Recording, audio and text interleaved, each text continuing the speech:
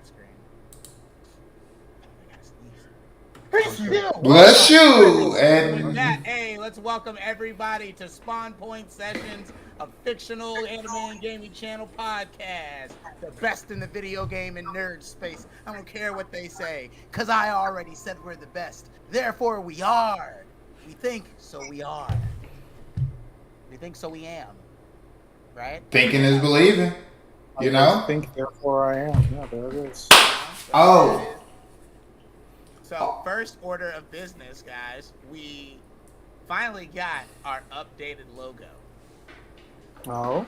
Yes, he changed your shirt. So, Oh. what I'll do is I will send that to you guys. But to everybody else who's watching, this means we will soon have some merch. We're going to do some shirts. So if you guys want to support, that'll be definitely a way to do it. Thanks to my tall giants of friends that I have right here, we are going with a company that can make shirt sizes for everybody. Yeah, Love it. we're gonna do So, Mainly the Giants. so if you want to wear a shirt that makes people stop and say, hey, is that Robbie Coltrane on your shirt? Why is he hanging out with two black guys? Now's your chance. Exactly. You'll never get a better chance than this one right now. Yep. Yeah. So make sure you're paying attention to either my page on TikTok or PJ's page on TikTok. Delta's not really anywhere but here, so you can message the YouTube. Maybe he'll see it. I'm fictional exclusive. You know, I'm practically fictional as far as social media is concerned. But yeah, guys. So before the cast started, before we started this pod, I was watching The Walking Dead. Let's Dead not. No, City. whoa. That's not. I don't know what that is. Let's not I don't know. start I this. didn't know they made Let's not another start one. this. So Walking Dead ended up being 11 series, contrary to people's popular belief that it's only 4 seasons.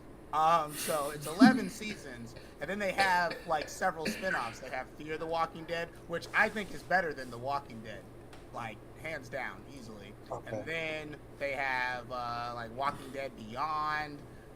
Then they have some other ones, and then they have these spin-offs. Walking Dead Beyond is the one that's set in the Batman Beyond universe, right? Must be, yeah. Where Terry goes and fights zombies in a futuristic city. Not unfortunately. Beyond what? So dead. It's just Beyond the Walking Dead. The show started out beyond zombies. What are they going past? Listen. I love it. I don't know what it is about it. Now, I'm not saying. I'm not saying that some of the seasons weren't really bad. Like, I'm not gonna lie. For me and Tiff, we started rewatching the first couple of seasons up to about season 6, and we were really good. Like, we were hooked. Season 7, 8, kinda Season 9 was really good. Season 10 was great, and then season 11 was just. It was a struggle bus. We had to struggle through it. A lot of people, I think they thought that Norman Reedus could carry the show, but unfortunately, he couldn't do it by himself. It was pretty impossible. It was, yeah. But they did start introducing some cool stuff. Like, they had like different types of zombies. They had like the zombies that maintain some of their motor functions, so they could like open doors and climb up ladders and things like that. So you couldn't just close a door and then hold out, because they'd figure out a way to open it. So. I mean, I'm glad they decided to add something to zombies by the end of The Walking Dead, the zombie show. So they added that in a spin-off that was about midway okay. through. Yeah. So that must have been the Beyond it being zombies. A lot of the new zombies that we like learned about came from like Beyond. There were a couple in Fear the Walking Dead, which is running almost simultaneously to it. There's a lot of characters from, not a lot, there's like 1 or 2 characters from the Walking Dead main series that shows up in Fear the Walking Dead. Yeah. Real quick sidebar. We do have a special guest today. We got Emmy as a co-host. Emmy the cat. Emmy!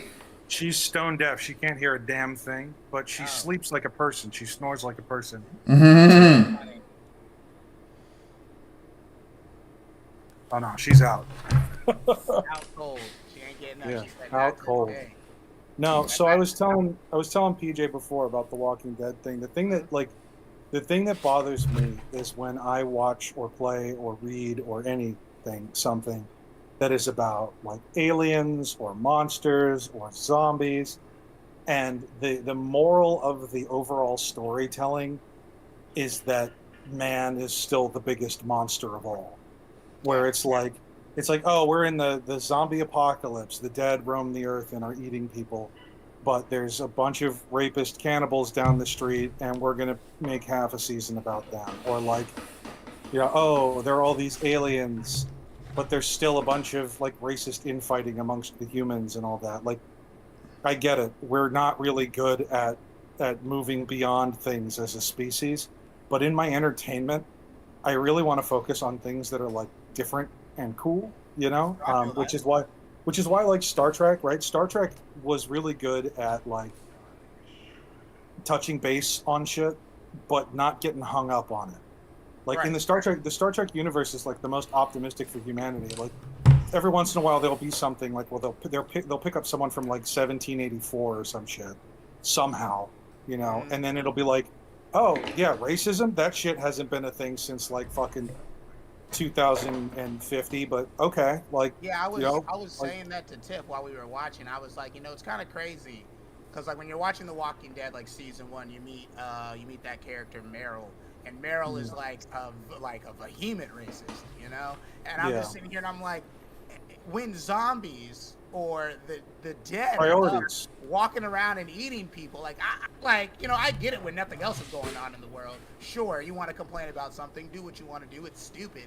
But in a zombie apocalypse? Yeah, and that was why I couldn't keep going much further after the first season, was because I like the thing with his wife, with Rick's wife, I can't remember her name.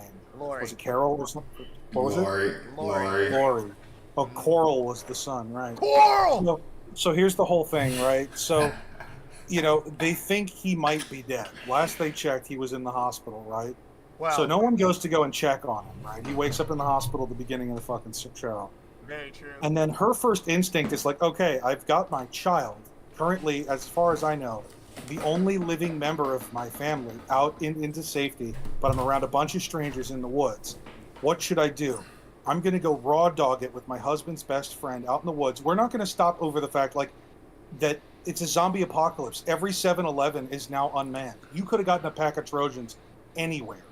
But you're like, no, we're going to go bareback in the woods. I'm going to leave my son with a bunch of redneck fucking strangers. And I'm sitting there and I'm like, listen, I love motherhood. I'm all of that. But a zombie apocalypse, nothing is worse than a pregnant person in a fucking zombie thing. Every time I see it, I'm like, either she's gonna die, it's gonna be awful, or she's gonna have the kid. So much more stress. I'm not gonna lie. Hey, look. I ain't gonna lie. Hey, look. I ain't gonna lie. I am so terrible when I thought about that, because I'm like, when you think about a zombie apocalypse, I say it every time. Are you really thinking about you're going to protect the main person first? Or are you just going to be like, hey, I ain't got to outrun the zombies. I just got to outrun the motherfucker next to me. That's how I look at it. Now, see? All right, now, here's I'm not pushing back too much, because what I will say is, I agree. Like, they were in Georgia. There's 7-Elevens in Georgia, I'm pretty sure. Facts. There's Circle K's in Georgia. So they could have definitely went to a gas station and definitely got some of that stuff when you're grabbing your other supplies. You could have gotten any supplies. Tell me you weren't like, I wonder, like, man, but come on now. I would say on my list of things to not do, have a baby is definitely in the top 3. Yeah, I agree. Like, in a zombie apocalypse, I'm not doing that. No. Whenever there have been several times where I've been watching something with zombies, like a movie or something, and a pregnant character gets introduced, and I stop watching. Where I'm like, it's like I can't because I'm worried about her. If it keeps going, I'm worried about the kid. And paternally speaking, like, I don't have kids, but I want them. And that stresses me the fuck out, like, thinking about that shit. Like, I can't. I ain't gonna lie. So, I get it. Like, if it's your family, yeah. It's like, they ain't all that. Yeah, hey, look. I ain't gonna lie. I got 2. It ain't what it cracked up to be. Hey, look. Shit. In some degrees, it's FTK. You feel me? Hey.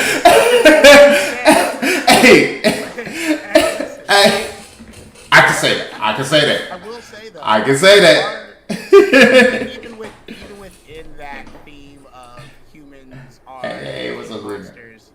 even within that theme, there are some really good moments that the show does display. Like there's a part where they just left the prison. They ended up having to stay in the prison. And Right. the prison got destroyed, and they had just left it. And there's a couple of scenes, like maybe like 2 or 3 episodes after that, where they're like walking. They all got separated. They all meet back up, and then they're headed to a new area. They don't know where they're going. They're just walking, and a hurricane swings in. What's up, Jeremy? And a hurricane swings in, and right before the hurricane, yeah, they come across a wild dog, and they end up having to eat the dog. Pretty crazy stuff. Then immediately after that, there's a group of highwaymen, and the highwaymen, one of them gets ready to do some deplorable things to Coral, and Rick just springs into action, like tackles the dude. It's like pouring down rain. It's real bad, and then he like tears Buddy's throat out with his mouth. Like Rick literally became the zombie. And after that, I just could not put the show down. I was like, how are they going to top that? What's the next crazy thing that's going to happen? Then we fast forward. Oh, it gets better, Delta. Then we fast forward to my favorite character in the whole series, Morgan. And Morgan is battling with his demons in his head. He gets into a fight with a dude, right? And because they're having like this big war for I think it was the kingdom. And they're in the auditorium. They're fighting. And he stabs this dude, and the dude's like choking him out or whatever, and then he takes his hand and then pulls out Buddy's intestines. And I was like, well, how they gonna top that? So then I had to keep watching. I was just looking for the next crazy gore thing. And then I hear voices in my head. They talk to me. They can. But like I was telling PJ, like there are plenty of good. They understand. Sorry. Hey, if you know, you know. He's coming slithering in. Oh shit! It's the Viper! It's the Viper! Yeah, there are plenty of good situations where you can have a post-apocalypse setting like that. Like, that's the thing. You can have great moments like that don't involve zombies. Like you can go full Mad Max, like you could have some mutant type people and whatnot, but like you can make man the worst monster and have those moments just fine. Like you don't have to do like they do it with everything. Like, the zombies feel like an afterthought in The Walking Dead. But they do that with everything, though. It's not just the zombies. They do it with the vampires, werewolves. They've done it with every trope there is. So it's just the popularity of zombies at the time. Because what was it in 2000 to 2010? It was zombies and werewolves. I mean, it was vampires and werewolves. Yeah. And then they did everything with that. I also look at it as I'm not saying I'm above some terrible TV. Listen, I've watched all of Supernatural. All right. Oh God, Supernatural started sucking like after season 5. Oh, I mean, listen, I pitched that show to my wife to watch, and I was like, it's just 3 beautiful men killing shit. That's the only reason I started watching, because it was 2 beautiful men killing shit. It became 3 beautiful men killing shit, and I sat through to watch 3 beautiful men kill shit, and that was about it. But like, at least even in that case, it had very little to do with people most of the time. There was the occasional episode where it was like, oh, actually the people are terrible. But like most of the time it was crazy monsters or angels or demons or whatever that were doing all this crazy shit. And I like that a lot more. But I mean, I don't know. Amir, did you play Outriders? I did play Outriders. I loved Outriders. Yeah. Outriders mechanically was one of my favorite games for the gunplay. Like, I love being able to take the exotic traits off of shit and like combine them. Yeah, because most games. The story for Outriders drove me nuts in the long run. Oh no, it was wild. It was insane.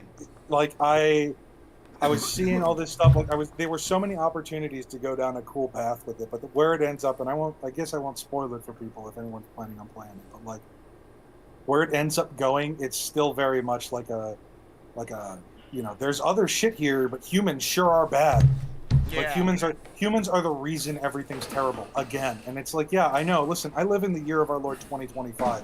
I'm well aware of what's causing my problems. Exactly. But I just spent $60, $70 to get away from my problems, and you're reminding me that I'm still the cause of my own problems in a fucking fantasy. And I hate it. Like, come on, man. Like anything. Like, why can't any other enemies exist other than humans? I mean, I'm gonna look at it like this. So I agree with you to an extent, but you're like 5% of people where the other 95% is going to complain about this is too relatable. I don't like my shit being too, or that it isn't relatable. Because I don't understand why so many people suddenly became obsessed with finding everything relatable. Like that killed Superman for years. I can tell you what happened. I don't necessarily it made Batman edgy. Like, it's crazy. It did make Batman edgy. Way too edgy. Yeah. Like, no one remembers the Bat-Tusi and Adam West, but everyone remembers fucking Christian Bale and his terrible Bane.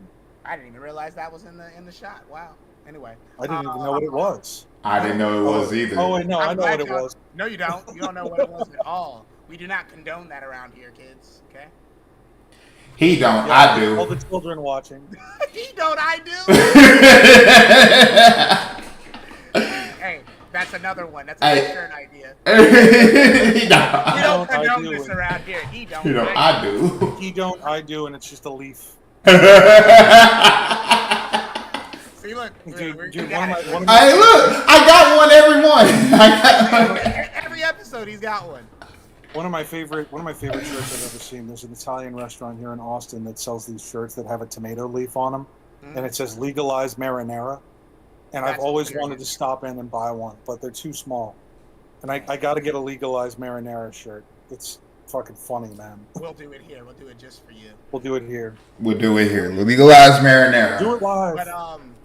But on the point about things getting more relatable, I think it just got to the point where not everybody.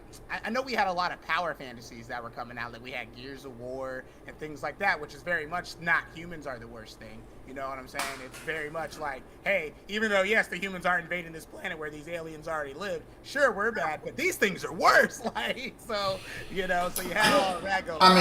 But yeah, and you had a lot of super highly like fantastical like just types of games, and I think they were like, oh, you know what, let's dial it back a little bit, and even in media, let's dial it back and make it more relatable so that you can so you can put yourself there, and now you're like, oh god, would I make that decision? So I think that's what they did, and then now you notice like the stories are getting deeper, like we're getting deeper stories. Sometimes our dialogue isn't as good, but the deeper story doesn't always help either. So like I remember watching, there's an episode in the 3rd season of Mandalorian where there's like a pirate captain, and at the end of the episode, like he gets, Din Djarin blows up the ship and it crashes under the surface of the planet, huge fireball, everyone's dead.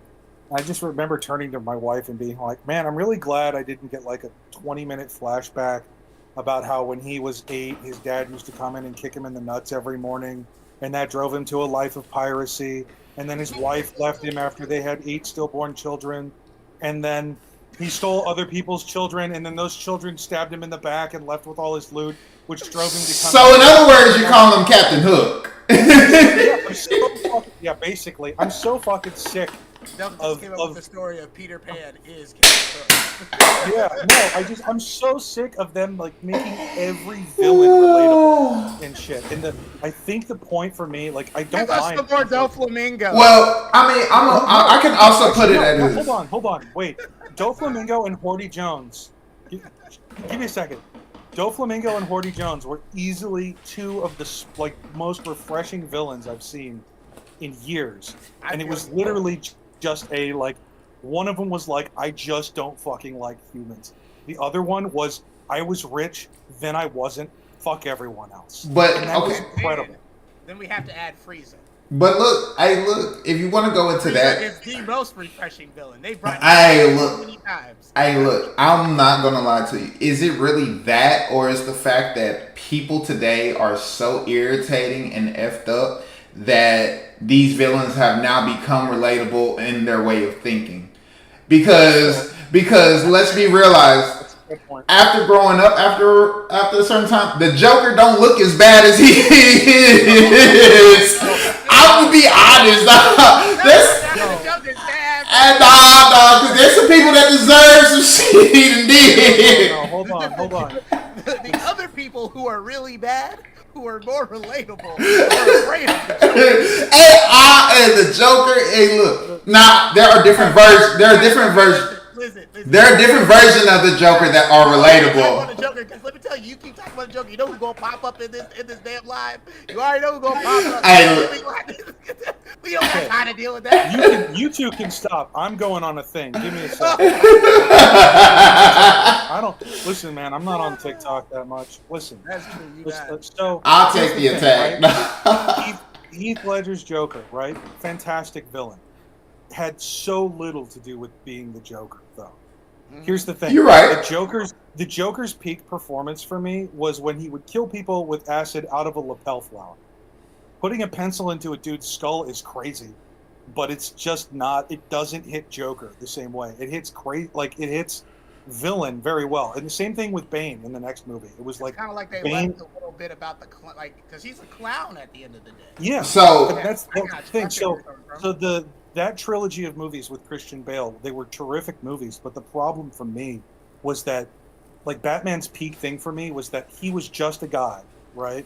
And he used his like superior intellect and planning and all that against villains who were technologically, supernaturally, biologically superior to him, right? There were all this crazy cavalcade of villains that were coming through, and he could always end up outsmarting them somehow.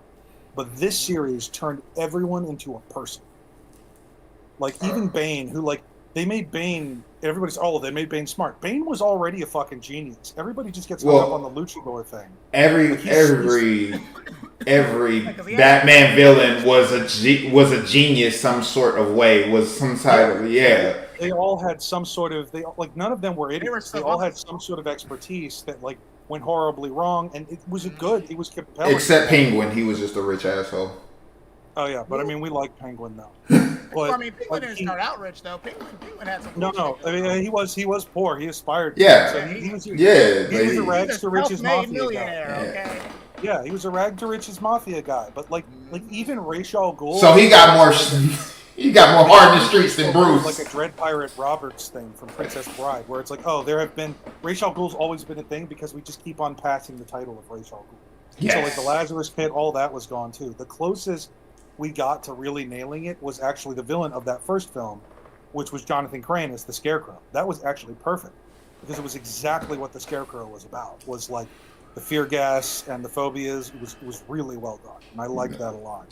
But then we hit this point with the movie The Joker with oh god, actor's name suddenly slipping me. The new one.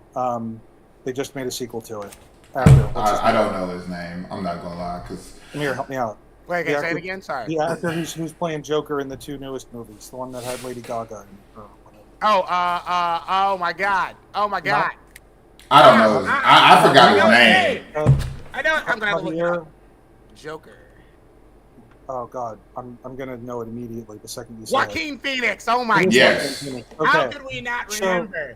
So, that movie was a terrific film about mental illness. It was a terrible film about the Batman comic books. It had nothing to do with Batman. I mean, they implemented certain things, sure, but like the characters, like that movie should have won awards, and I think it did for the way it portrays mental illness. It was very well done. I mean, all right. So my problem with DC movies right now, especially their villain movies, is they're trying to make their villains not seem as bad as they really are. Because what was it with Black Adam? Black Adam is a bad guy. The one with he was a bad guy through and through.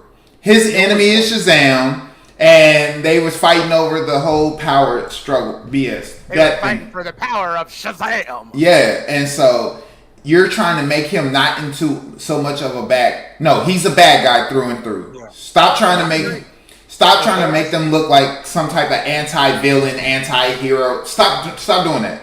Just make them what they are. I think what it is like in an effort to make them more relatable, they're going over the top with the relatability. Yeah, I agree.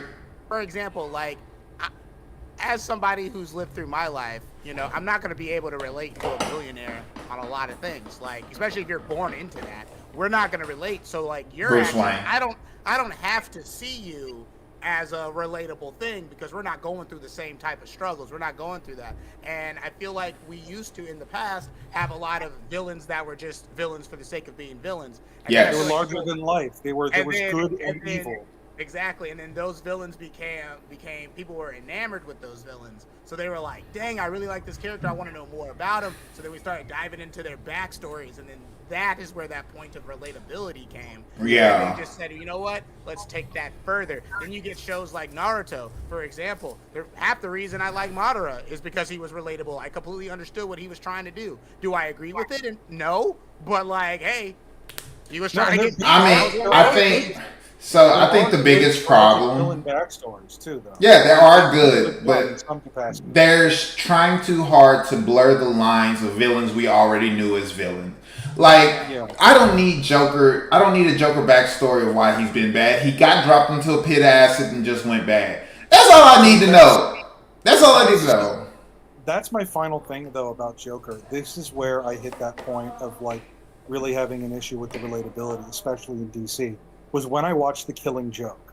The Killing Joke was a good film. I liked it, especially the very end of it. It's very, very strong scene at the very end, if you know what I'm talking about. I just didn't like how Batman and Batgirl did it. I was like, that's a little weird. So that was uncomfortable. I will agree there. But here's the thing, right? I was like, nah, Batman. To that degree, to that degree, the man shoots, paralyzes, and then sexually assaults Batgirl. And after that, that's when they start giving me his tragic backstory. I am never, ever going to ever hit a point where I want to relate to a character that has just done those things. That is just too fucking far. Like if you're gonna make him a nebulous murderer and tell me that some shit happened, fine. But if you're going to depict that as graphically as you did, and then turn around and be like, oh, but look what happened. What is that supposed to... Maybe you're not even trying to justify it. What are you trying to tell me with that story is? Because the thing is if you did that in the opposite order, if you showed me the story and then that point hits, and it's like, oh, he's too far gone. This is the proof of him being too far gone. But instead, they start with that, and then they go forward. Yeah, because it's like... And then the end happens, and it feels like they're trying to explain the action. Why like, I was so uncomfortable with that, too. Like, and I mean, listen, it was a weird cut. It was a really weird cut, especially like I grew up loving the Mark Hamill Joker, you know, who was like riding off on Christmas trees during special episodes and shit like that. And then we get this, and if you gave me another type of villain in some other IP or whatever, maybe you could make that a more relatable thing. But like with the Joker, that is such a fucking fundamental take. Like that Heath Ledger Joker. And now this new Joker that's just, it's a mental health thing. Suddenly, like, you can't go back. Like, it's really hard. Like, I went back, I rewatched the Batman animated series now instead when I'm feeling some Batman, because I don't ever want to see new Batman stuff. It's just either it's not fantastical or, like, fun, or it's just too fucking dark. Yeah. I mean, I feel like they're going into the edgelord category. They are. But you know who gets looked over and underappreciated, or just that? No, Jared Leto's Joker for Suicide Squad. He look. Hold on. No, someone clip this. He's having a hear me out moment. Yes, I am. You can clip it. So Jared Leto's Joker. He is by far one of the most terrible Jokers that's been played. Casket. Okay. But one thing he does have is the actual laugh.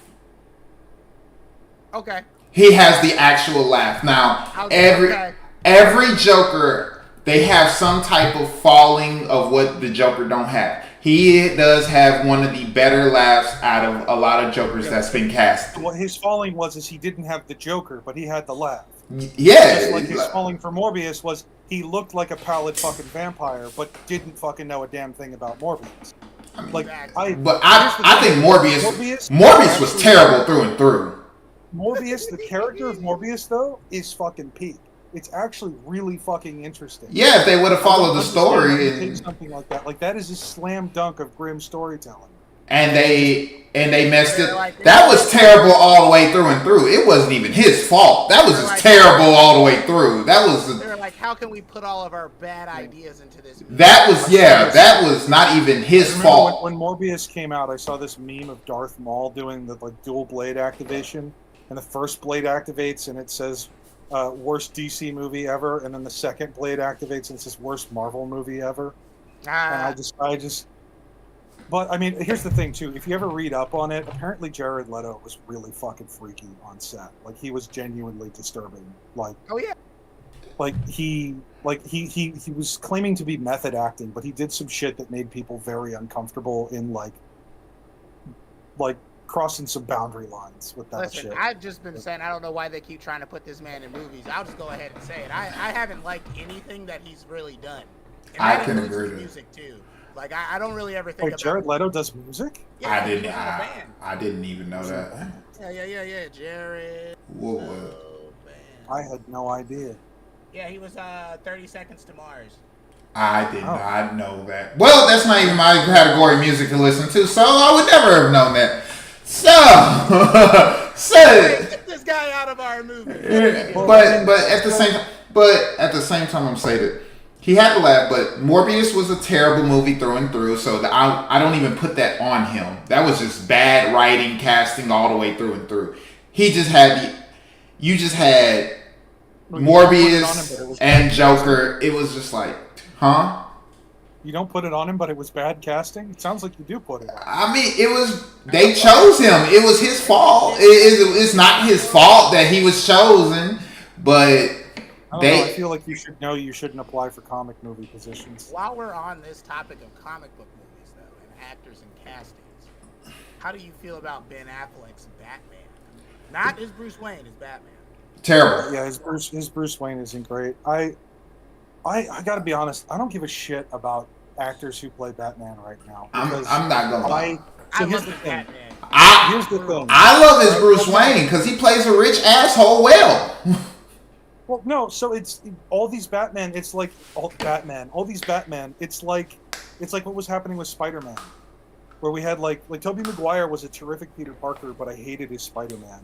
Andrew Garfield was a terrible Peter Parker, but I loved his Spider-Man. And now we've got Tom Holland, and he's middle ground for both of them. And I'm actually kind of chill with that. But like Andrew Garfield riding a skateboard in like an abandoned construction site, that's too fucking cool for Peter Parker.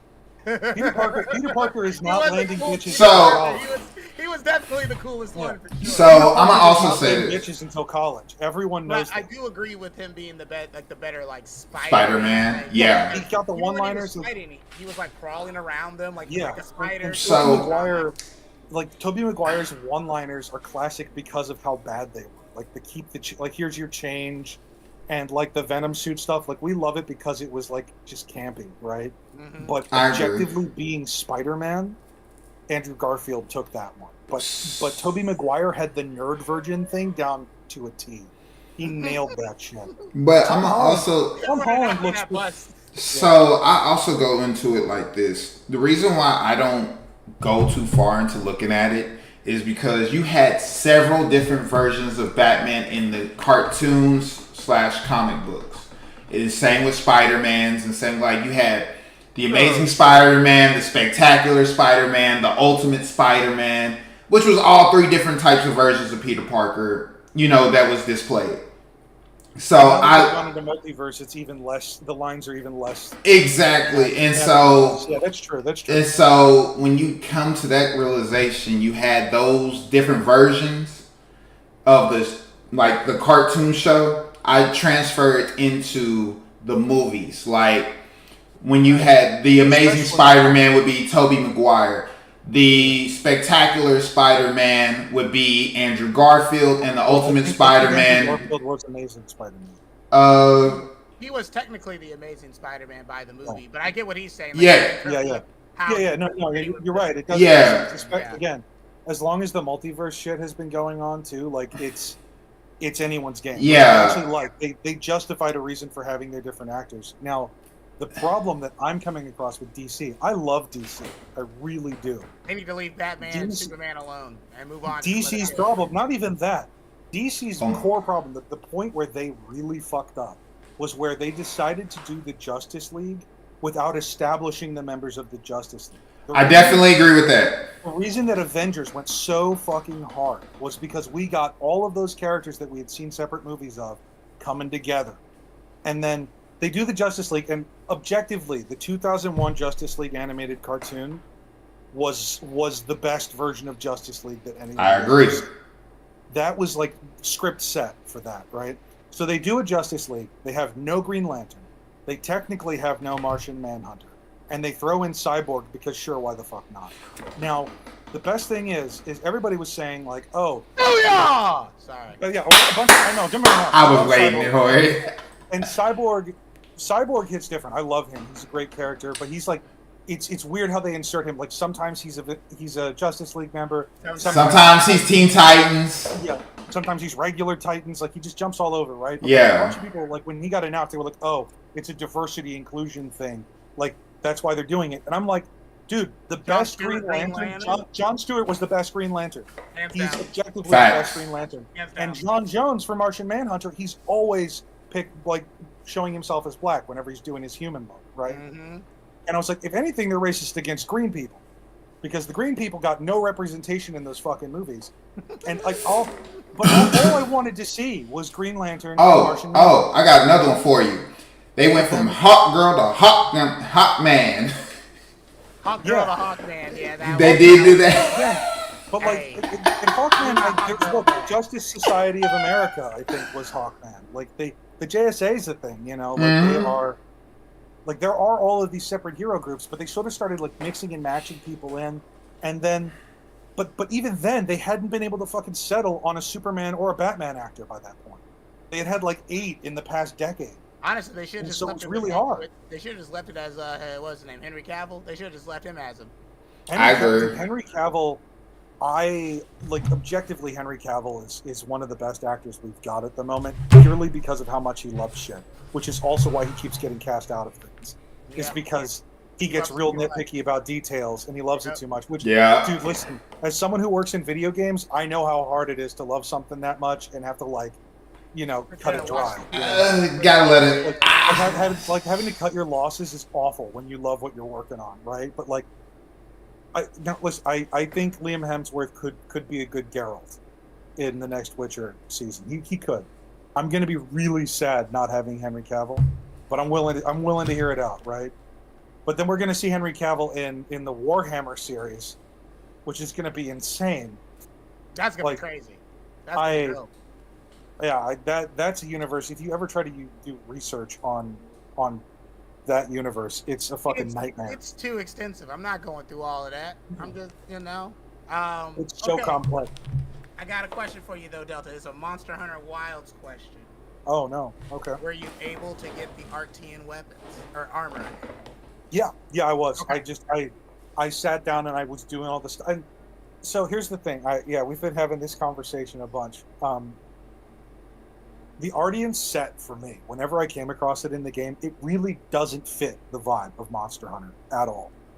But, we've got clips of me talking about the Isu stuff in Assassin's Creed, where you're coming across the first people gear, and it's like that ancient and yet advanced, single piece of, ancient alien metal and a bunch of crazy shit. It nails that vibe perfectly, and I love that technology. And someone in the chat, or not this chat, but someone in the comments for one of your videos mentioned it, as you get the upgrades for the Arctean stuff, they actually do change visually. They get I know they do. New VFX and stuff. So that's There's really cool. There's a method to my madness on TikTok. Your madness has no method. It's just madness. But so the controlled chaos. Again, I think the biggest failing of the Arctean weapons is that they don't. There's not enough variety. There needs to be more with it. If you're going to go into it, I want to be able to do an area where I can delve into ruins. Do you remember you played Monster Hunter 4 Ultimate, right, on the 3DS?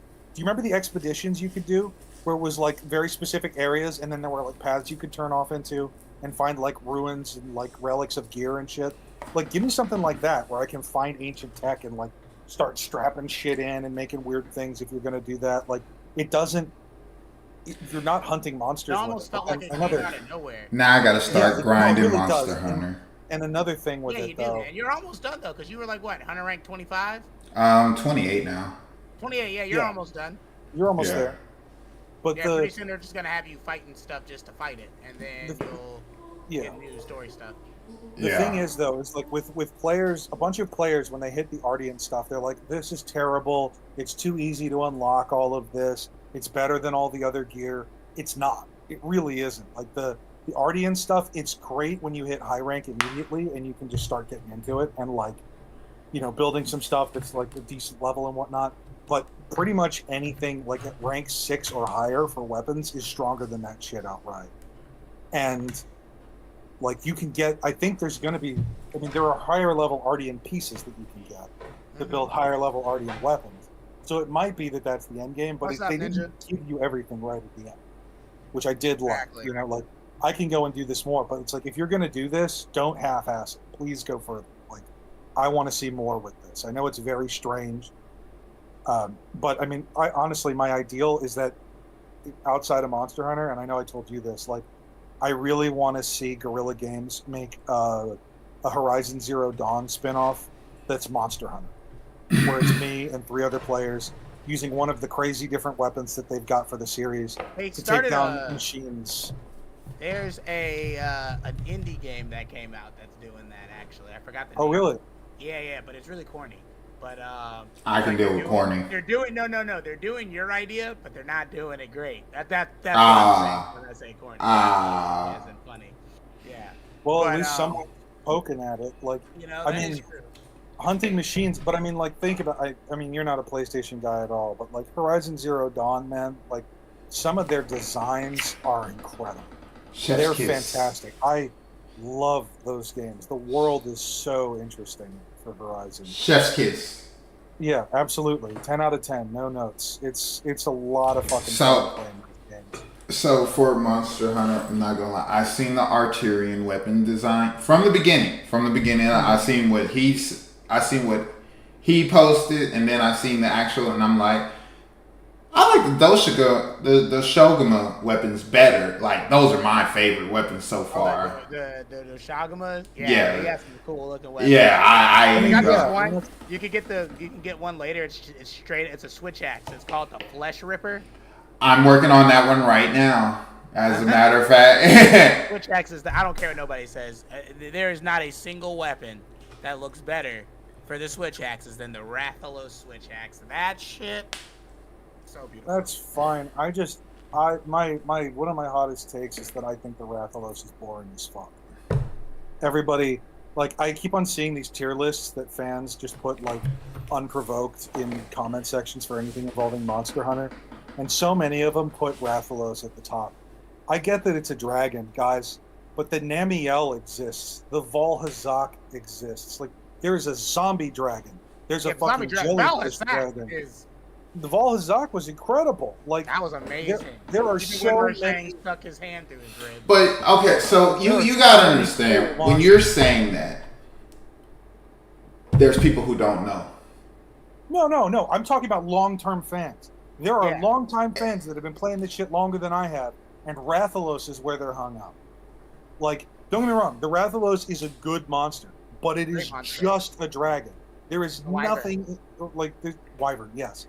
There is nothing like interesting about it in terms of its design. It's just very it's a very good version of something that has existed for centuries.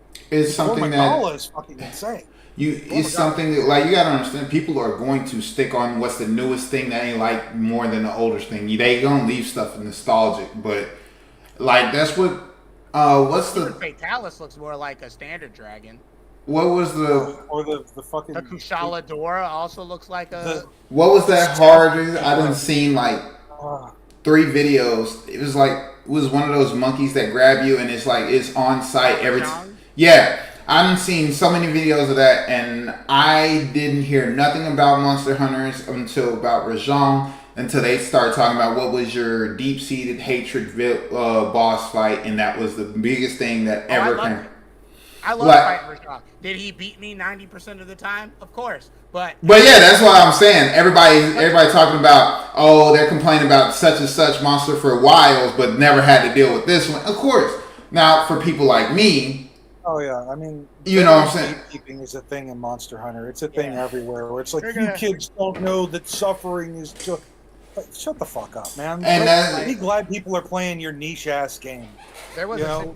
not a situation, but there was a moment on TikTok where everybody was talking about, so you had like two camps. You had one group of people that was pretty much saying, oh, the Monster Hunter community has always been pretty welcoming. Then you have the other group of people, and they're saying the Monster Hunter the community has always been toxic. And what I've come to figure out is that I can't weigh into any of that. Because when I play games specifically games where I can play online, I'm really not trying to play with other people because I know how toxic everybody can get. I ain't trying to be in there with some weird neckbeard edgelord running around trying to do some shit. I ain't got time for that. With me? Not you. I'm just pointing out, man. You ain't no. I mean, you do have a neckbeard, but You're not edgy enough. There it is. That's exactly what we need to see. And you know what else you don't do? You don't live in your mother's basement. Hold on. I do not have a neck beard. I got it right on the chin. Okay, good.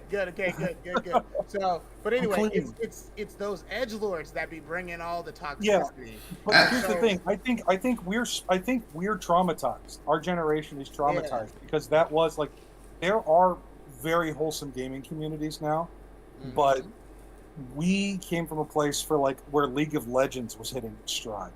Where like being told to kill yourself was not only just a regular occurrence, but like reporting someone for it meant nothing. Like now you report someone for that, they take a log. I mean, people get booted for shit like that. I mean, hey, look, I come from the toxic COD community where I remember I played one game of COD, bro, and it was like my first online games.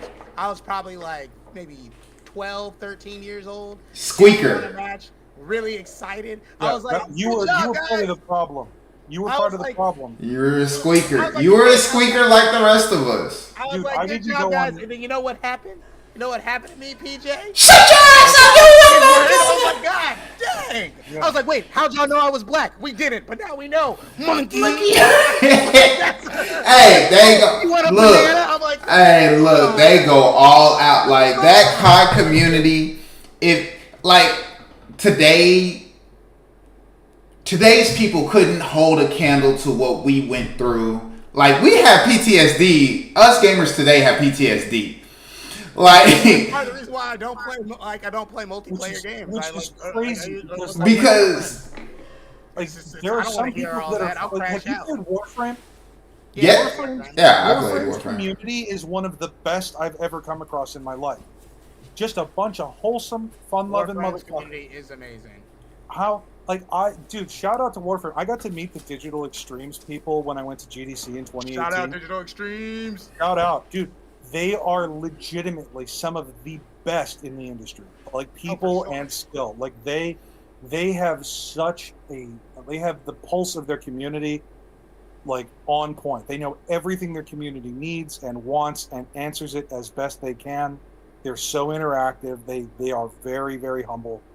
They're just great. They're great people. I got to meet Rebecca Ford, the voice of Space Mom, the Lotus from Warframe. She was given the talk, and the best part, that was the one presentation I went to at GDC where the first 3 rows were all Digital Extremes employees, and they were there. Wow. They were just there to support Rebecca, just to like cheer her on and be like, "Fuck yeah, let's go!" Like you did not see that. Like there were some people that were there out of respect for colleagues, but like their energy was just like a group of friends at a bar. Like they were all really happy to be there. They were really happy to meet fans.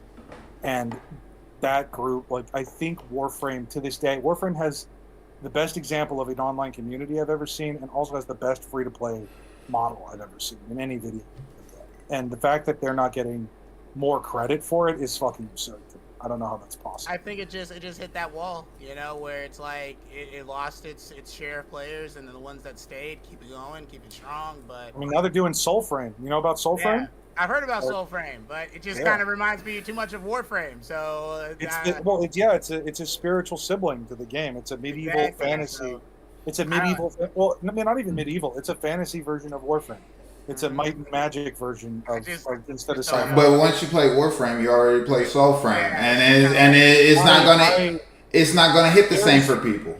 there is literally no way that is the case. Well, but look, if you go up and tell somebody, if you play Warframe, it's the sister or the sibling, fantasy sibling to Warframe, it's going to be like, no, I've already played Warframe. But look, you just killed the game off your explanation because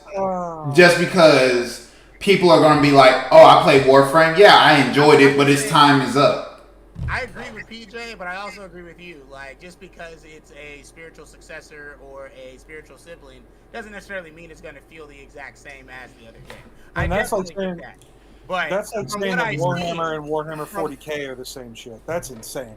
But I'm telling you the basic thought of a normal gamer. But I'm saying gamers, like, fucking think for yourself for half a damn second. Like, if you tell me that Vermintide and Darktide are the same fucking game, like, I'm not even a Warhammer fan that much, but fuck sake, like, they're not. Oh, they're not. They're not even. Oh my god. Why play Call of Duty when you can play Battlefield? You've already played Battlefield, so why? They're different. Hold up. Battlefield has buildings that explode, but now did you hear the dude who was like the forerunner on Battlefield? Why is it different? It's another war game. That's what made it different. That was the difference. So look. No. Okay, I'll tell you this. Battlefield there's a big difference. It is 3-lane maps with Call of Duty. Battlefield is just 10v. Is the biggest 10v10, 12v12. I don't need this mansplain male toxicity gamer bullshit. Get out of this shit. Kids, 95% of shit is fucking free right now. Between Game Pass and then just making free to play shit, download stuff. Don't be a bitch. Give shit a shot. But hey, look. What do you have to lose? I don't even think that's community guidelines worthy anymore. Dial up, man. Like, I used to not be able to Google shit if my sister answered the fucking phone. Like, what do you want from us, man? Like, from us, like, oh god. They want us to play one of our favorite games. Oh god. The Randomizer top 5 favorite video game characters. That one hurt my feelings. Video game characters. Oh Lord. Man, this runs the risk of hitting the furry debate real quick. Pick a random one from the... Here we go. First up, Ellie from the Last of Us series. 5. I'll put her at 5 as well. 5. Listen, The Last of Us was a beautifully told story. It was masterfully crafted, but nothing about it was new. It was not innovative. I'm not gonna lie. Like, it was a joy to experience. Great game. When the show came out, I was like, this is exactly how The Last of Us should have been made. Because great game, she does nothing for me. I love watching it. I just could not stand playing. Great game. I just don't care to play it. I don't care to play it over. Watch the show. I've only played the first one and then watched the show and then watched clips and episodes. You know how people put together the cutscenes on YouTube? Yeah. That for the second game. Yeah, might as well. I couldn't do it. Oh, this one's an interesting one. Okay. Aloy from Horizon Zero Dawn. Aloy, yep. Yeah. Aloy from Horizon. Okay. I mean, for me, 4. 4. Yeah. I Horizon Zero Dawn, so. I did. I like it, but it's just Horizon Zero Dawn. Just not my forte of game, and it's not me, and that's why it's 4. She's 4. So, fellas, that's Ashley Birch. That's the voice of Tiny Tina. Oh, that's cool. That's cool. Ashley Birch is her position though. Ashley Birch. It's not. Ashley Birch is an S-tier voice actress, man. Really I agree. Still not changing her position. Like, no, stop. Delta, see, this is the problem with a lot of gamers. We look too far into it. Imagine just the character. Just imagine as the character herself, not Ashley Birch, as Aloy. I know. Are you telling me I have a problem looking too deep into games? Do you know what I do for a living, PJ? Yes, and that's why I'm saying take yourself out. I can't even play like a gamer, man. Listen, I'm not gonna lie. No. I'm not gonna lie. I forgot who I was talking to and what he does for a living for like 10 seconds until after I stated the comment. Jolty, you can't do too much about games except when you're getting paid for it. $8 a game. Yes! That's what I want! No, hold on, wait. I didn't give a number. Oh, yeah. My bad. But you were looking too deep. I was looking too deep. My bad. I'm gonna die on it. You know what? I'm gonna give her a 3. I think she deserves a 3. Like she, character is a little dry, but I do like her. She's got good vibes. You know, like I do have this thing for. I like the characters where they find, like in this situation, right? She finds this crazy advanced technology, and she decides to think about it. You know, instead of saying it's some sort of cursed spirit or some shit. Like she's good at piecing shit together, and I like that. So I'm gonna give her a 3. Okay, that's fair. That's fair. PJ disagrees, but it's fair. I don't disagree. That's your personal opinion. But next up, hey, thank y'all for liking the live. I appreciate that. Right now, we are actually live on YouTube as well. We are doing our podcast. This is PJ and my other co-host, Delta.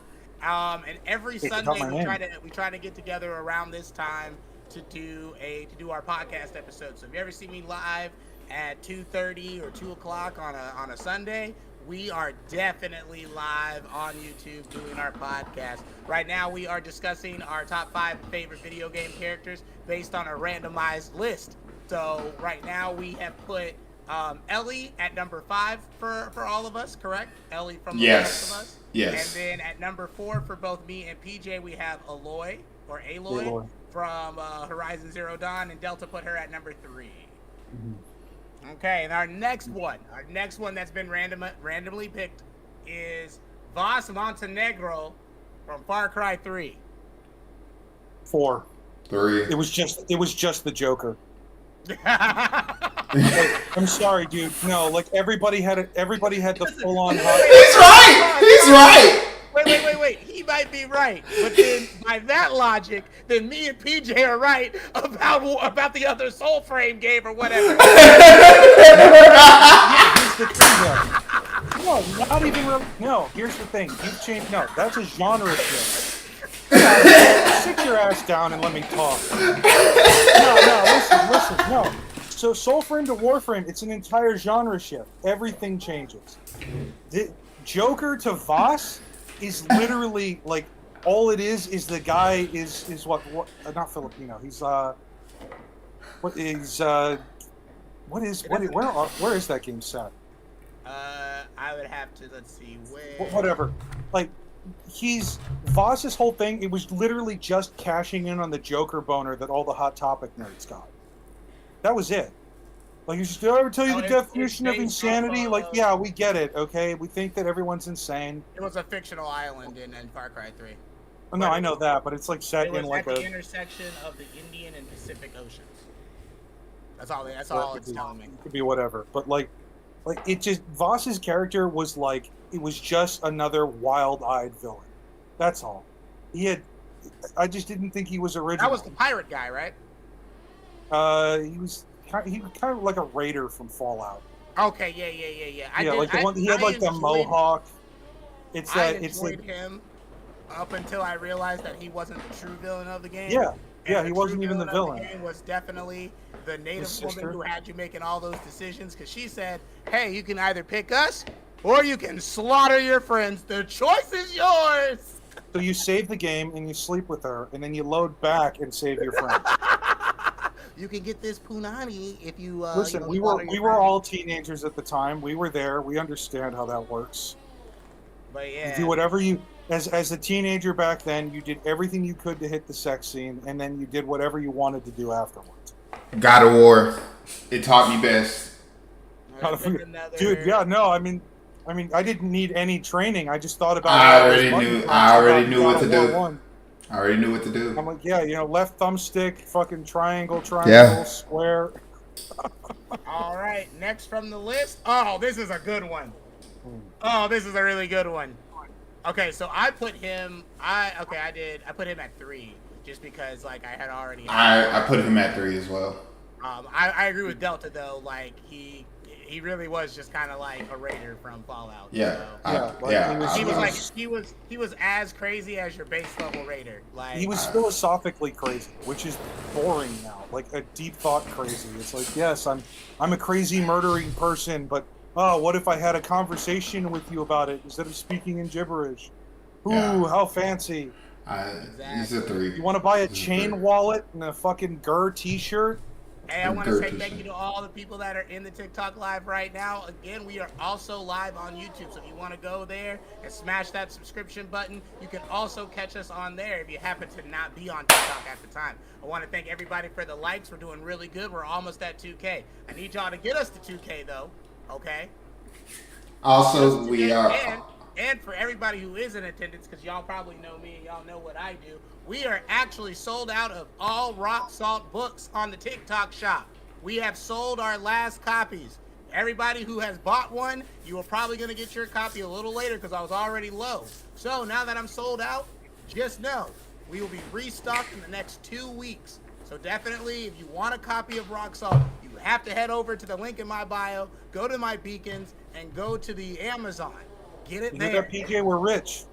We're rich, dog. 10% for his managers, dog. 10% toast on this money. I'm gonna quit. 10% for his managers, dog. It's happening. We on the way up. Also, we are live on Twitch as well. From my channel is Toxic God Gaming. For those who do not know, it is also in my profile under my beacons. There it is.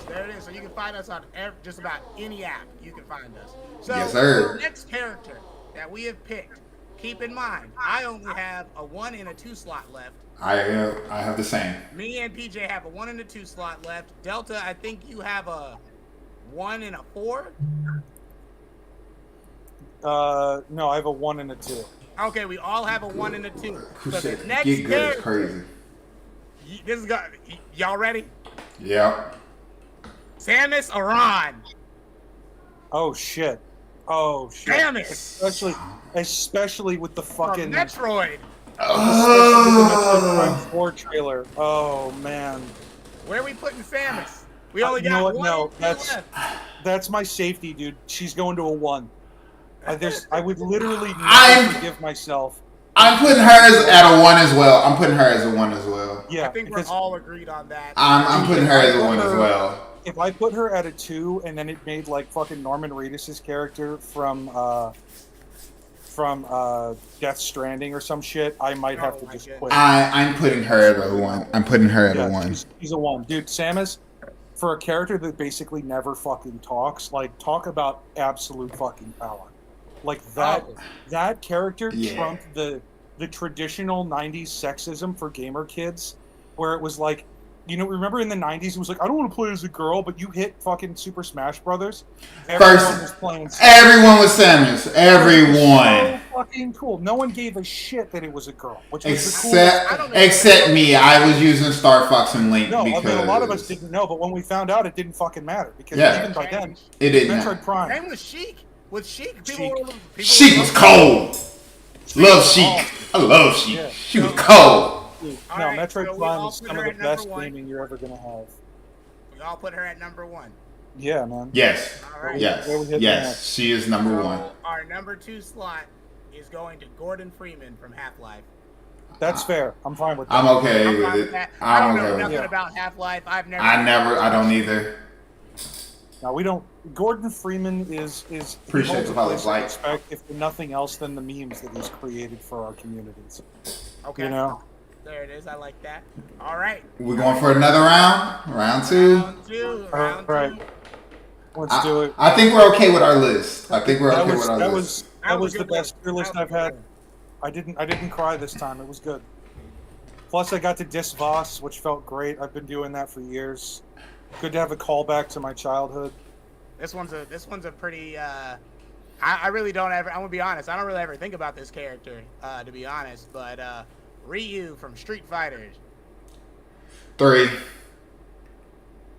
I'm doing it. I'm doing it as a 3 because as a fighting gamer, it would just do me ill if I didn't put him up there. It's 3. That's reasonable. I'm so bad at one-on-one fighting games. I like Ryu because of the memes of Street Fighter more than I care about anything else. I want some pound cake. It's literally exactly what I was thinking of too. Like, my favorite though is absolutely the Flash Gets one with M. Bison going down the alleyway. Have you seen that? No. Mm-hmm. Oh my god, it's so fucking funny. Where it's Ryu and he's like acting like his foot is stuck, and M. Bison's floating towards him. And he's like, M. Bison, no, I'm stuck. And then camera pans, and it's like there's a pebble. He's not actually stuck, but like M. Bison is just hanging gonads. His balls are huge, and he's like slowly getting closer until he's like dragging his nuts on his face. Dude, if you've seen Flash Gets, it's some of the funniest fucking shit. Oh, Although, okay, so hold on. They have a YouTube fight where they actually have the real Jason David Frank versus Ryu, the Power Ranger Jason David Frank versus Ryu, and it was actually a good fight. Now it's not a Ryu anybody knows, but it was a good fight. I loved it. And I just love Jason David Frank. Like, you know, he's the OG Power Ranger. How can you not love him? You know what I'm saying? Tommy, how you not like Tommy? If you don't like Tommy, there's something wrong with you and you need to go get help. What if you were one of those kids that just didn't watch Power Rangers? I'm not one of those. That's also fine too. But if you didn't watch Power Rangers, that's one thing. But if you know Tommy. And you don't like Tommy? Yeah. You need help. Yeah, you need help. Okay. Yeah. All right. Tommy's I got Ryu at 5. We got Ryu at 3 for PJ. I'm gonna put him at a 4 for me. Put him at a 4. Okay. All right. I'm sending you guys the Ryu clip, so I'm not, just a weird pervert that likes dudes dragging nuts on their face. Yeah. You'll have context. All righty. Next up, we got Yoshi. Number 2. Yoshi's going to 2 for nostalgia. Green Dinosaur. I love Yoshi. Love him. I love Yoshi. I also had to suffer through like abandoning his poor ass through every Mario game. Yes. Yoshi's 2. He's memorable. Like, I've killed more Yoshis than zombies in Left 4 Dead, man. Oh my goodness. I'm not gonna lie though. First of all, Yoshi was good. He was peak character in almost every Mario game that, like, Mario Kart, Mario Golf, Mario Tennis. Yoshi was just like peak at everything. Him and Toad. I think he's a viable 2. I agree. I'm going to. I'm gonna put him. I'm gonna say 3. That's fine. I like Yoshi. Don't get me wrong. I think Yoshi's a really cool character. He's a classic character. But yeah, you know how these lists go. I think 3 is a fair spot. I agree with you. I think it's fair. I agree with you. The game Yoshi Story drove me insane. Oh, wow. I didn't play it, so that's why it wasn't. I didn't know there was a game called Yoshi Story. Dude, no, the N64 game, it drove me nuts. It was one of those like those classic, like you could get so far, and then like if you just happened to like fuck up, you'd have to start the entire game over again. Oh no! Well, see, I'm glad I didn't know it existed. On the N64 was really frustrating. Like back in the NES days, it was fine, but these games were like these levels were long. They were long. I got you.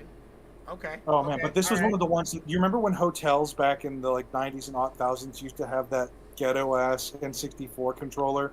Yes. Oh, yes. Yes. You'd have to spend like $40 to play for 30 fucking minutes. Yes. Yoshi Story was on that shit. Oh wow. Nope, not doing it. I wouldn't do it. I think Ocarina of Time was too, which was wild. Would have done that. Like that's a fucking preview. Like you're lucky. Like I can get through the Great Deku Tree in that time, but like as a kid, that would take me forever. I ain't gonna lie. I got through Ocarina of Time so much. So, all right. So, PJ, what number did you put him at? 2. 2, and Delta, you did 2 as well. Yeah. All right. So on to our third pick. Pikachu from Pokemon. 4. I'm gonna put Pikachu at 4. Oh man! All right, I think Pikachu's a good 3 for me. I like Pikachu. All right, I mean I like Pikachu. Pikachu. Cool. I like Pikachu, but it's just. I just know there's other characters I'm Yeah. gonna like, you know. Yeah. I feel like there's gonna be somebody I like more than Pikachu. I agree. I'm just gonna put him at 4. I just got 1 and 5 left, so for the Pikachu. integrity of the list. Yeah, same. I got 1 and 5 left, so I'm Pikachu's 4. I got a 1 and a 2 left. Here we go. Next random choice. Sub-Zero from Mortal Kombat. 1. 1. You're one of those. Wait. Which Sub-Zero? Because are we talking about pre Mortal Kombat 1? Because because look, it says Mortal Kombat series. It says let's choose Sub-Zero from the Mortal Kombat series. Because he's a warrior with the ability to control ice. He's known for his cool demeanor and deadly ice-based attacks. Because you got so the reason he's going at 1 regardless of which one, but there's 2 different Sub-Zeros, and one is the older brother who died by Scorpion, and the other one is the younger brother. I prefer the older brother because he was much more. He's the one who became Noob Saibot later on. So you gotta. If you go through the story, it's 2 different Sub-Zeros. I thought Noob Saibot was just a training thing. I had no idea that was an actual character. Yes, he is an actual character. He is the first Sub-Zero that we all know. And in the original, not the original, but one of the storylines is Scorpion killed the first Sub-Zero. The younger brother to that Sub-Zero took the mantle of Sub-Zero because his name used to be Tundra. He took the mantle of Sub-Zero. Scorpion was confused, but Quan Chi resurrected that Sub-Zero, and then he became Noob Saibot. Wow, that's a lot. It was a lot. I'm gonna leave him at number 2. Man, I'm putting him at 1. I'm a big Mortal Kombat person. But he is a very familiar character, so yeah. I know who he is. I thought he was a cool character, but I'm Mortal Kombat story all the way through and through. Mortal Kombat 1 is ass for all who play Mortal Kombat like me. Mortal Kombat 1 is ass and boring. Another episode for that one. There were 2 types of people growing up that played fighting games. There were the ones who would go to the combo list and wonder why the fuck they were listed as P's and K's instead of just whatever the fuck the button was on the controller. And the ones that never went to the combo list because they only thought in P's and K's and the buttons were irrelevant to them. And I know which one PJ was. Like, the fact that it took decades to have an accessibility point where it's like, hey, A is punch is insane to me. Like, the fact that they would list those out in P's and K's, and I would have to go. No. So it was, first of all, it was LP, RP, and LK, RK, because I know where it came from, Amir. I'm just saying it was on my fucking. Because game, bro. Hey, look, just because I wasn't doing. My combos aren't just pressing square or B or X just to do this one and it comes to I'm XY for the left and right. I'm left and right. Cool. Fine. Why didn't it say X for left and Y for right? Why the hell is it telling me LP, RP? Like left. Oh my god. Left punch, right kick. You know what I'm saying? Button. You look. Here's what you do. You hit a button on your controller. You see what the character does. Now you know what that is.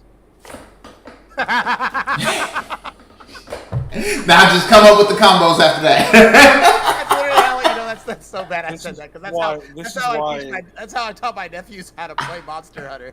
I was like, see what it does and go from there and see what you do. I mean, that's how you play games. That's how you used to play games at least. But now, like, this is why I played fucking Link in the GameCube version of Soul Calibur 2 because all his shit was busted. And I would just run and hit something and just pray to God it fucking killed someone. So was Yoda.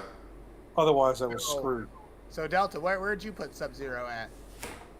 Dude, I don't want to put him at a 5, but he's going to be a 5 for me. I don't. Sub-Zero is like, he's cool, but I've been ass at Street Fighter since the day I was born. Or not Street Fighter, Mortal Kombat. See, this is what I'm talking about. I got old dad energy on this shit. I don't know what any of this is. Oh, dad energy is crazy. It's from too old for this shit. So pretty much, man, we are doing a randomized list, and we have to put them in order from 1 to 5. And today's option was video game characters. Who knows what next episodes is going to be? I do, but I'm not telling them at all. Got to be a surprise for everybody. Alrighty, so on to our, I guess everybody has 1 slot left, right? No, not me. I have number 5. Oh, you put Sub-Zero. You got a 2 left. I got 5 left. Oh, yeah. Oh, dang. I hope it doesn't come up there with Sub-Zero. All right, pick a random. I feel like it's gonna be one of my favorite characters ever too. Now, that's my luck. I hope it is. Oh, this is such a good one. Nathan Drake from Uncharted. I'm okay with leaving him at 5. What? He's unfortunately he's taking my 1 spot. I would have put him at 3. I'm okay with him being in my 5. I like Nathan Drake. I think Nathan Drake is good. I mean he's a solid character. He's Indiana Jones, with some snark. So compared to where all my list, he's okay at 5 for me. Like, yeah. I mean, based on the way, based on the way our list played out, I think he ended in the right spot for everybody, I guess.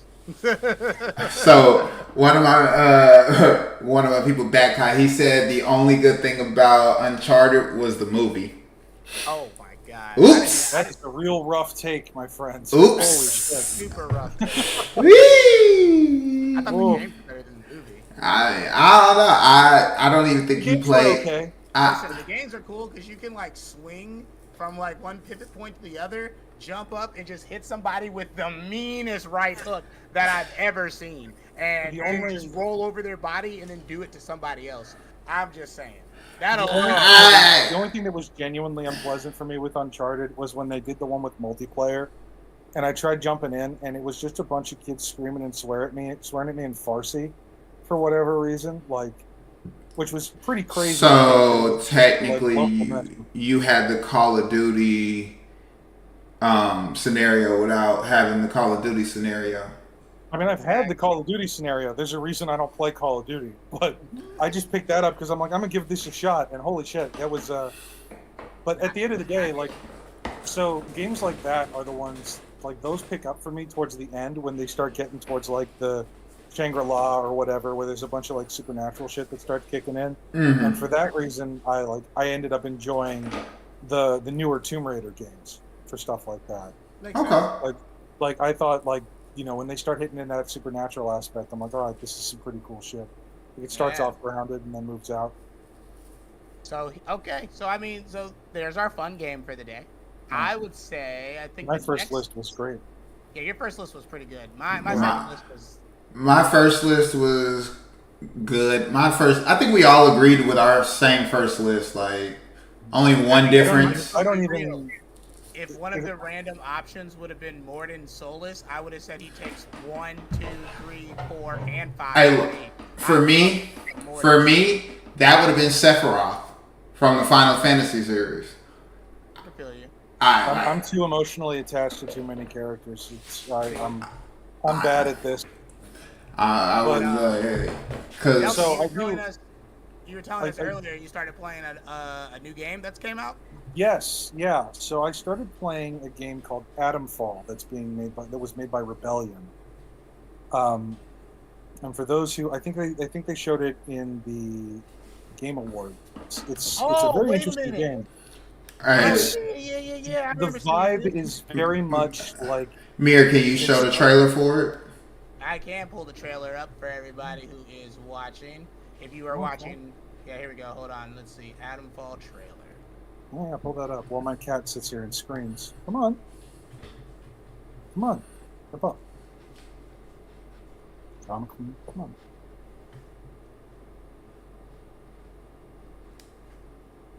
I do kind of want to play King's Road though. I've been hearing good things. I have heard good things about King's Road. I ain't even heard of King Road. Take it easy, too old. Take it easy, too old. I'm still too young. What was the game called? Adam's Fall. Oh, this game's out? Yeah, it came out 2 days ago. How much is it? It's on Game Pass. It's free. Oh, well, okay. It's not free. It's the cost of Game Pass. Is it multiplayer? No, it's single player. Okay. It's a single player, like, story-driven game. It's pretty open. Like, it's an open area game. It's not like open world.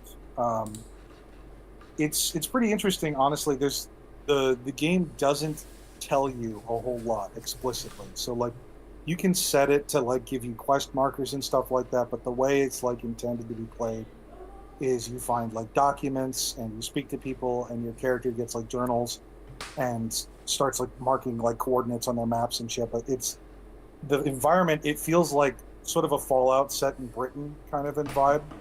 It's also got some Stalker vibes to it. Like, it's not super survivory. Like, it doesn't feel very survival-ish to me. But there's some intrigue. So basically, some workers in a slate mine in this like remote village in the UK, they find something, and the government comes sweeping in and takes over, and they start building all these facilities, and then there's this massive explosion, and this entire area gets quarantined, and nothing can get in or out, and your character just sort of wakes up in a bunker, no idea what's going on. After this has been going on for a while, and you're sort of just trying to piece together what's going on in this world. Wow. So what's really interesting about it for me, I think, is this is probably one of the closest things I could come to as defining a AA game. So I mean, the developer Rebellion, they've got a real good beat on, like, the current bugs in the game, so they're looking to patch that out real quick. But, like, it's an interesting environment. I find the narrative to be pretty intriguing. Like, the narrative is sort of told through the environment. Like, you can have conversations with certain people, but, like, it's not story heavy. Like, you're not going through a shitload of cutscenes all the time.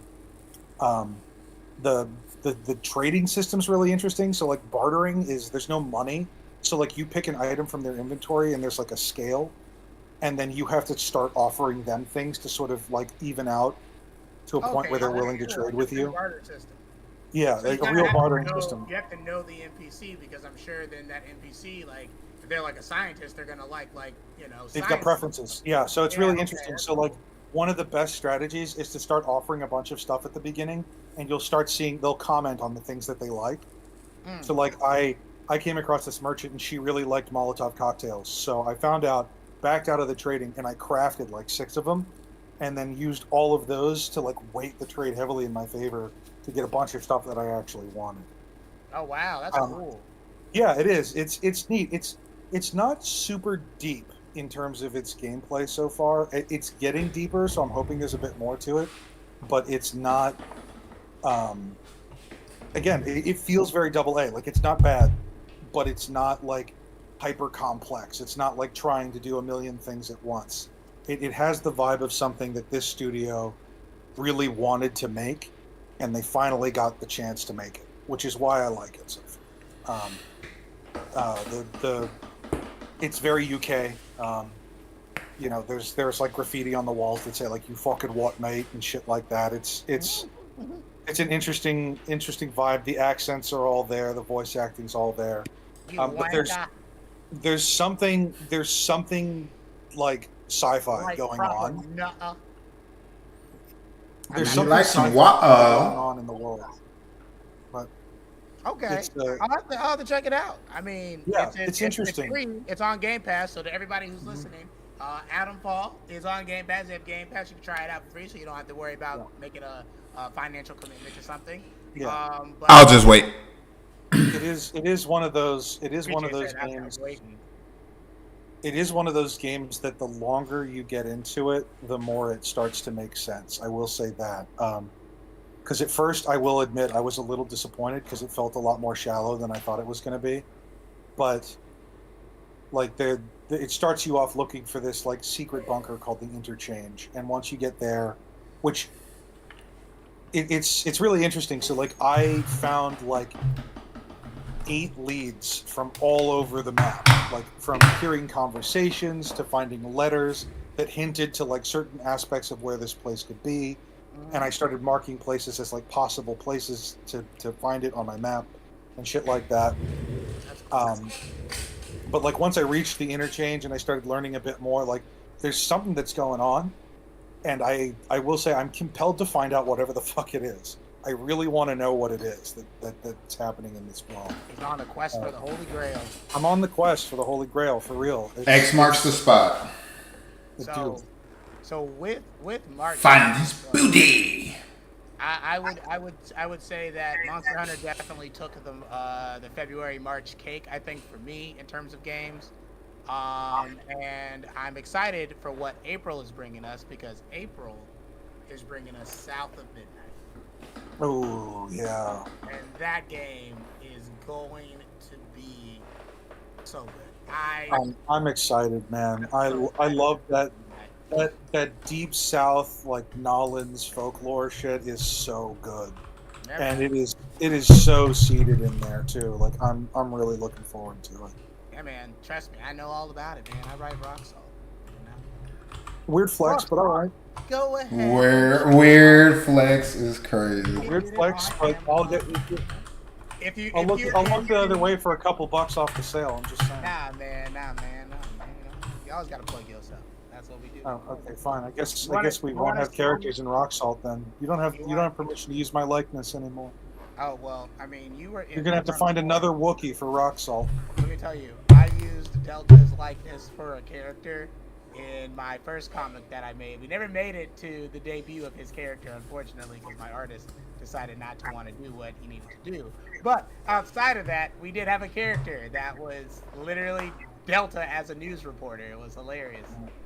He was an angry Italian newscaster, right? Yeah. I remember reading the script. Look at this. I found this the other day when shit. Yep, this is the first ever video game thing I ever got, which was from my dad when I was 6 years old. You want to see my first ever? I got mine here too, right here. Gold N64 right there. Hey, look. N64. Yeah, that's that, and I got my silver GameCube with it's got like a Zelda like gel sticker thing on it. Wow, can nobody tell us we're not gamers? What about you, PJ? What you got? I ain't got nothing. That's all at my parents' house. You want to see? All my stuff is at my parents' house. You want to see why I stopped collecting a bunch of physical games, though? I got all this shit here. Like, look, all this stuff. There are a lot of GameStop stickers I painstakingly tore off of shit here. I feel that pain. Yeah. Some of these were not great. I have a copy. I have a copy of what? The Thanos poster. Oh yeah, these were actually drawn by a friend of mine that does comic art. What? You have a friend that does comic art, and you haven't? What is happening here? I mean, he does it for. Well, he also does it for video games and stuff. But he did it when Infinity War came out, and he was showing them. And I was like, dude, I want to buy all of those for you. Delta got the plugs and didn't even tell me. I got plenty. I got plenty. You never asked. Okay, well, plug him. Yeah. I'll see. Also, with that being said, wait a minute. You don't, do you? Okay, hey, message me. Hey, look, it's funny how things come up, then you just find out everything about your friends. They've been around you for about 6 months to a year, years on end. Jumping in my lives. Why have you never said that? I mean, listen, I just the other day at work, I was talking. We got I swear I didn't know. We were at that's right. I did go to your page and I did say nice art. I apologize, Nico. That's his fault. That's on me. That's me. That's him. It's stupid. At work though, we got like a Slack channel for like gaming stuff. We just talk about games that came out, and I was talking about Assassin's Creed and how much I enjoyed it. and I found out that a buddy of mine worked on it. A coworker of mine worked on it for 3 years. Oh, He wow. did. He was a technical animator too. So like, if you did anything with like if you're playing the game and you're doing I told you about the Kasaragama, the chain thing. He did all of that. Oh wow. And I was excited as hell. Like I was like, Twan, bro. I was like, that was easily the coolest weapon for me. Like I absolutely love that in this game. So he was. We He gonna said, talk, like, Nico or Neko. We gonna talk. Nico, Empress. Just say Empress. I'm gonna make it easier on myself. I want to see that. I want to see Toph as a Mortal Kombat character. Not gonna lie to you. Probably up on their page. I gotta see it. who are we seeing as a Mortal Kombat character? Toph. Top. Sorry. I said From top. Avatar? Yes. I'm thinking. Yo. Yes.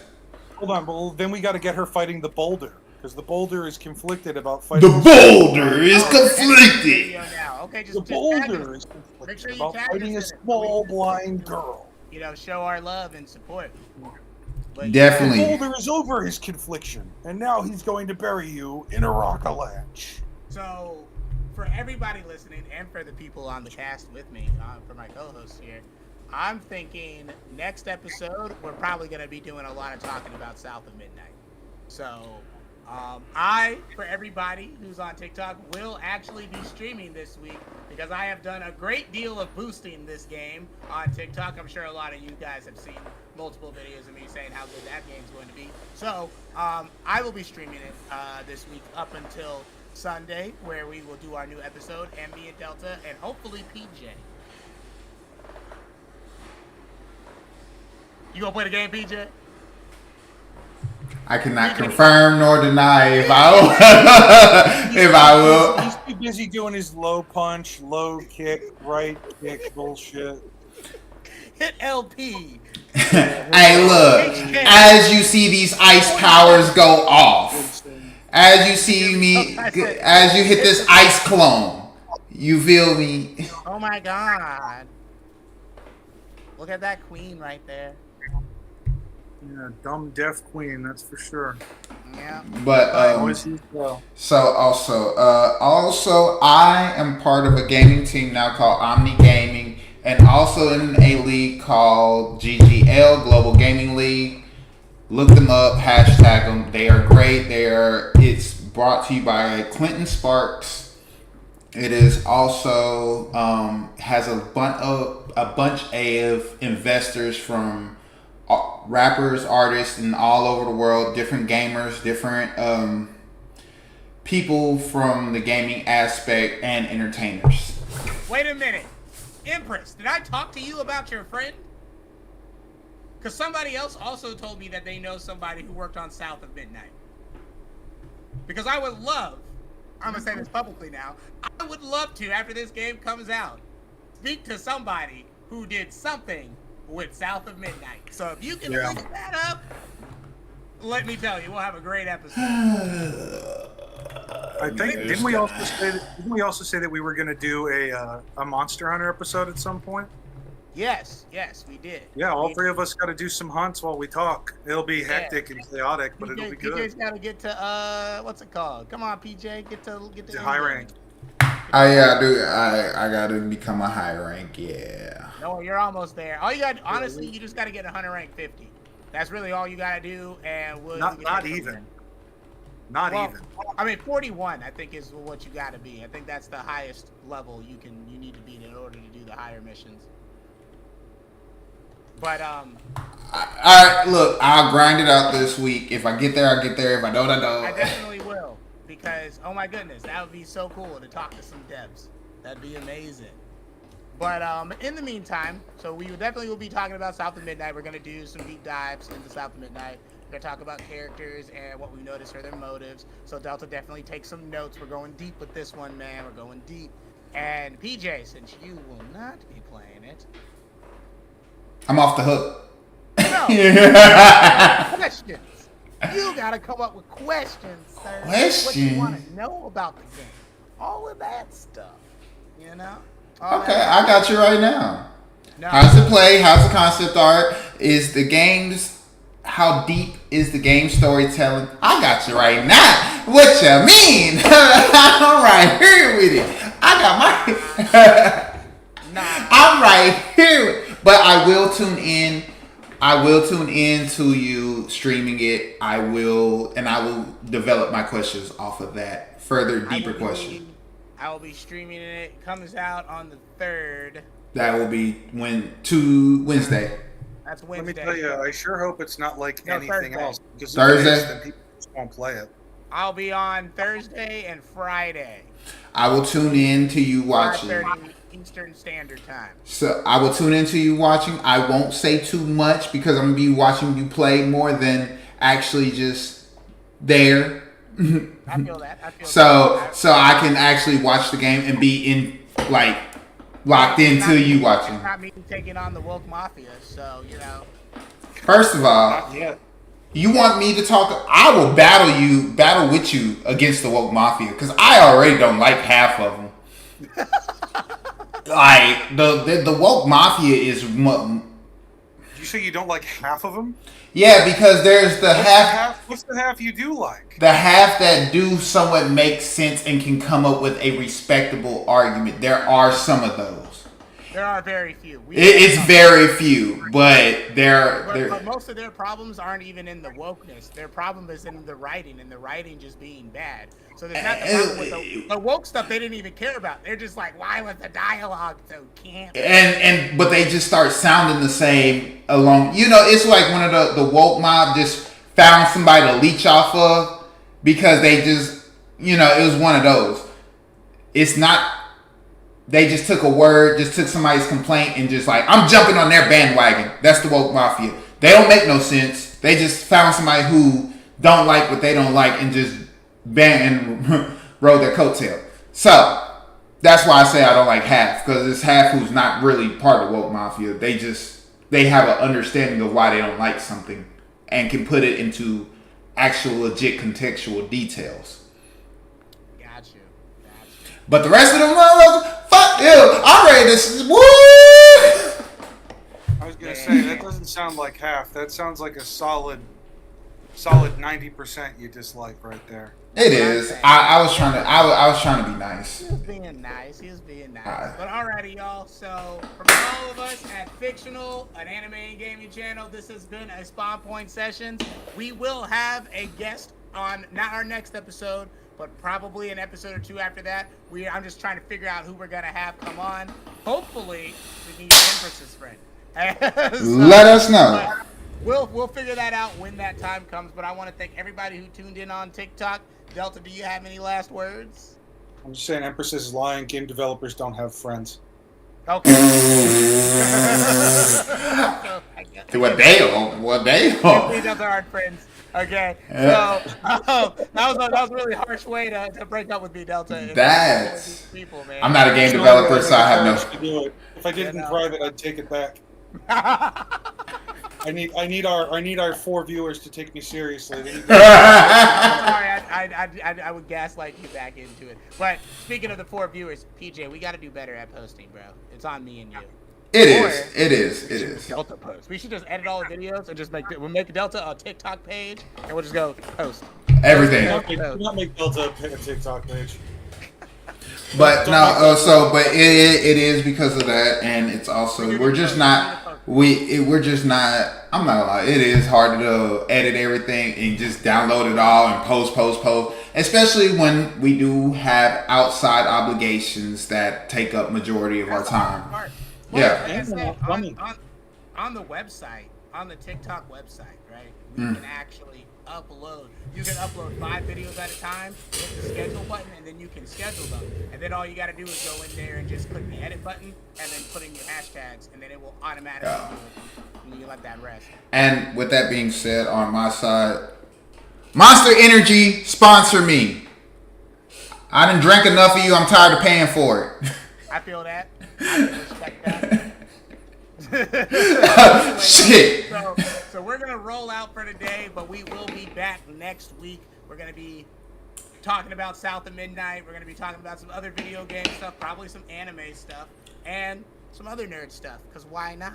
So we will talk about solo leveling next week. Oh, you want to talk about solo leveling? Delta, have you watched Solo Leveling? No. Okay, No, watch that.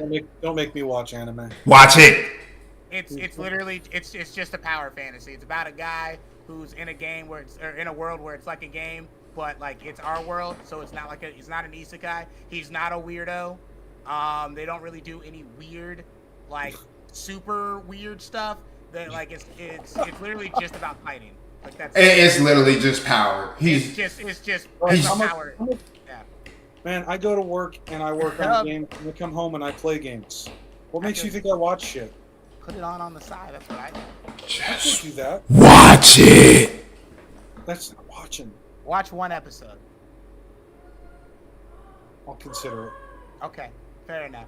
Alrighty, so we'll be talking about solo leveling and we'll be talking about South of Midnight next week. Definitely come and check us out. We'll see y'all there. From Japan Amir, from PJ, from Delta.